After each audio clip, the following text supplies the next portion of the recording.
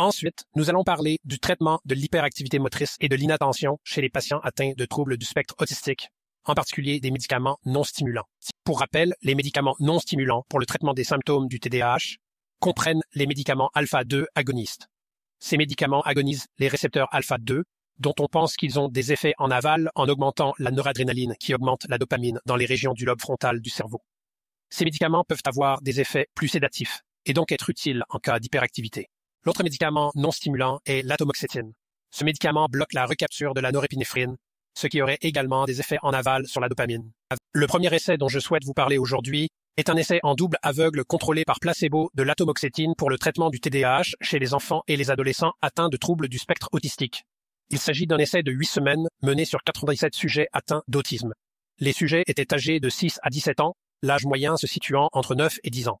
Les personnes souffrant d'une déficience intellectuelle légère pourraient également participer à l'essai. La conception de l'essai a suivi une titration de 3 semaines, où les individus ont commencé avec l'atomoxétine à 0,5 mg/kg jour, puis ont augmenté à 0,8 mg/kg jour, et enfin à 1,2 mg/kg jour, ce qui était la dose cible. Il s'agissait d'un essai en double aveugle contrôlé par placebo, de sorte qu'ils ont été comparés à des personnes ayant pris un placebo. Parlons donc des résultats de cet essai. Cet essai a examiné la réduction du score de l'échelle d'évaluation du TDAH comme principal critère d'évaluation. Je vais vous présenter ce tableau. Vous verrez que la colonne à l'extrême gauche indique le score total de l'échelle d'évaluation du TDAH et qu'elle le répartit ensuite entre les symptômes d'inattention et les symptômes d'hyperactivité.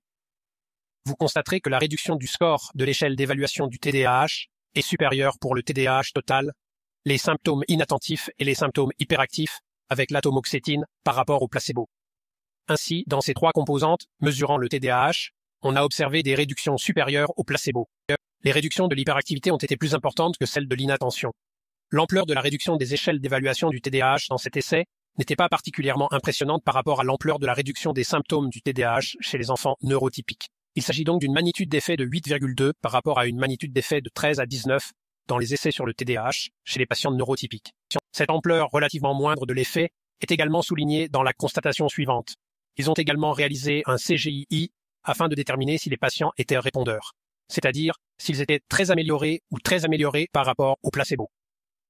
Impression clinique globale, score d'amélioration. Il s'agit d'une autre mesure de résultat couramment utilisée dans les essais, où l'on demande aux cliniciens de dire « cette personne s'est-elle améliorée ou non ?» et d'évaluer ensuite le niveau d'amélioration ou d'aggravation. Si l'on calcule le nombre de sujets prenant de l'atomoxétine qui ont été très améliorés ou très améliorés par rapport au placebo, il ne s'agit pas d'une différence significative. Cela tempère donc un peu notre enthousiasme quant aux résultats de cet essai. Passons maintenant aux effets secondaires liés à l'atomoxétine.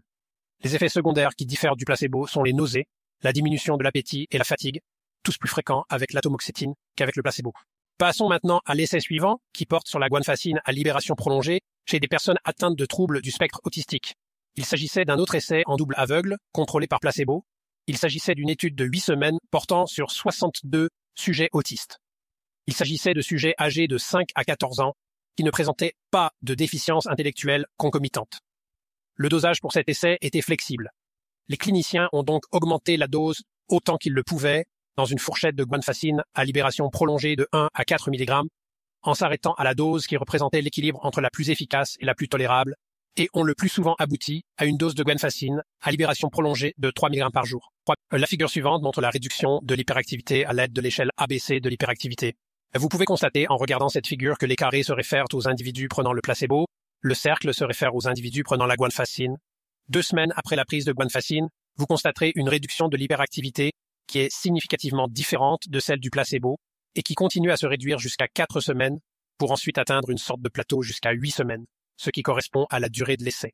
Ainsi, au bout de 4 semaines, on pouvait se faire une idée assez précise de l'amélioration de l'état d'une personne avec la guanfacine par rapport au placebo. On a constaté une diminution de 43% des scores d'hyperactivité sur la sous-échelle d'hyperactivité ABC, contre une diminution de seulement 13,2% avec le placebo. Ils ont également réalisé un CGI-I pour déterminer si les patients étaient répondeurs, c'est-à-dire s'ils étaient très améliorés ou très améliorés par rapport au placebo, et 50% des sujets ont vu leur état très amélioré ou très amélioré sur le CGI-I, contre seulement 9,4% pour le placebo. Il s'agit donc d'un essai positif qui atteste des bienfaits de la guanfacine. Les effets indésirables de la guanfacine à libération prolongée comprennent la somnolence, la fatigue et la fragilité émotionnelle.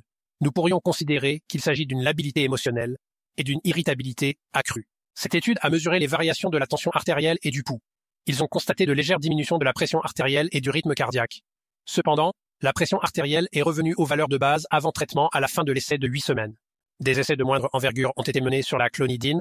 2 petits essais contrôlés par placebo ont tous deux montré un bénéfice dans la réduction de l'hyperactivité et un essai ouvert de guanfacine à libération immédiate s'est révélé positif, suggérant que la guanfacine à libération immédiate pourrait également être utile. Les alpha-agonistes pour l'hyperactivité doivent être particulièrement envisagés chez les patients qui ont déjà des problèmes d'irritabilité et qui craignent que le stimulant n'aggrave l'irritabilité, ce qui semble beaucoup moins probable avec les médicaments alpha-agonistes. Les alpha-agonistes peuvent également être envisagés chez les patients qui ne tolèrent pas les stimulants pour d'autres raisons, comme la perte de poids.